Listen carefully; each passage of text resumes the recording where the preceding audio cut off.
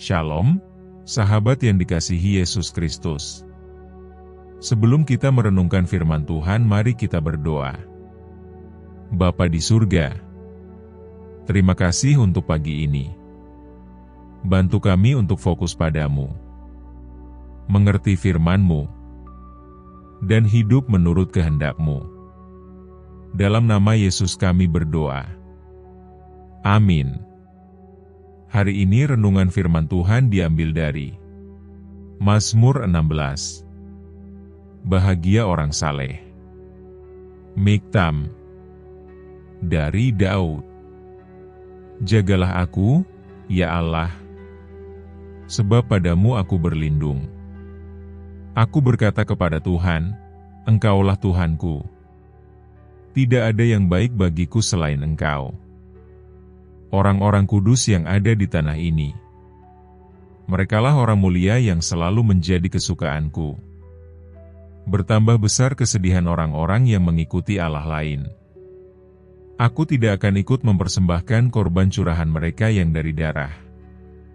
Juga tidak akan menyebut-nyebut nama mereka di bibirku. Ya Tuhan, Engkaulah bagian warisanku dan pialaku. Engkau sendirilah yang meneguhkan bagian yang diundikan kepadaku. Tali pengukur jatuh bagiku di tempat-tempat yang permai. Ya, milik pusakaku menyenangkan hatiku. Aku memuji Tuhan, yang telah memberi nasihat kepadaku. Ya, pada waktu malam hati nuraniku mengajari aku. Aku senantiasa memandang kepada Tuhan. Karena Ia berdiri di sebelah kananku, aku tidak goyah. Sebab itu hatiku bersukacita dan jiwaku bersorak-sorak. Bahkan tubuhku akan diam dengan tenteram. Sebab Engkau tidak menyerahkan aku ke dunia orang mati. Dan tidak membiarkan orang kudus-Mu melihat kebinasaan. Engkau memberitahukan kepadaku jalan kehidupan. Di hadapan-Mu ada sukacita berlimpah-limpah. Di tangan kanan-Mu ada nikmat senantiasa. Amin. Sahabat yang dikasihi Yesus Kristus, mari kita awali hari ini dengan merenungkan kebenaran firman Tuhan dari Mazmur 16, dalam ayat 5-6, Daud mengatakan, Tuhan adalah bagian warisanku dan pialaku, Engkau sendirilah yang meneguhkan bagian yang diundikan kepadaku. Tali pengukur itu jatuh bagiku di tempat-tempat yang permai, ya, milik pusakaku menyenangkan hati aku. Daud menyadari bahwa Tuhan adalah bagian terbesar dalam hidupnya, melebihi harta, jabatan, atau pencapaian duniawi. Dalam kehidupan sehari-hari, kita sering sibuk mengejar hal-hal fana, uang, pengakuan, atau kesenangan sesaat. Namun, Mazmur 16 mengingatkan kita bahwa hanya Tuhan yang dapat memuaskan hati kita sepenuhnya. Renungkan, apakah hari ini kita mencari kepuasan dari Tuhan atau dari hal-hal dunia? Dalam ayat 7-8, Daud berkata, Aku memuji Tuhan, yang telah menasihati aku. Aku senantiasa memandang kepada Tuhan. Dalam rutinitas kita, saat bekerja, mengurus keluarga, atau menghadapi masalah, Tuhan ingin kita bergantung padanya. Dia adalah penasihat yang bijak dan pelindung yang tak pernah meninggalkan kita. Karenanya kita perlu mengawali hari dengan berdoa, Tuhan, tuntun langkahku hari ini. Dalam Mazmur 16 ayat 9-11, Mazmur 16 diakhiri dengan sukacita, Engkau memberitahukan kepadaku jalan kehidupan. Di hadapan-Mu ada sukacita berlimpah. Ini mengingatkan kita bahwa hidup bukan hanya tentang hari ini, tetapi tentang kekekalan bersama Tuhan. Masalah sehari-hari tidak boleh mengaburkan pengharapan kita akan kemuliaan-Nya.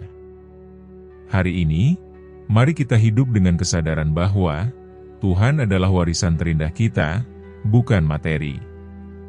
Setiap keputusan kita serahkan kepada tuntunan-Nya. Sukacita sejati hanya ada dalam hadirat-Nya. Mari kita berdoa. Bapa yang baik, Terima kasih untuk pagi yang indah ini.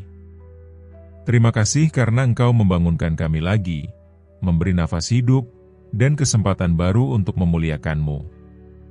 Kami bersyukur untuk kasih setia-Mu yang tak pernah berubah, untuk perlindungan-Mu semalam, untuk kesehatan, dan untuk segala berkat kecil yang sering kami lupakan. Hari ini kami ingat bahwa Engkau adalah warisan terbesar kami, lebih berharga dari apapun di dunia ini. Tuhan, ampuni kami jika selama ini kami lebih sering mencari kepuasan dari hal-hal duniawi, dari uang, prestasi, atau pengakuan orang lain.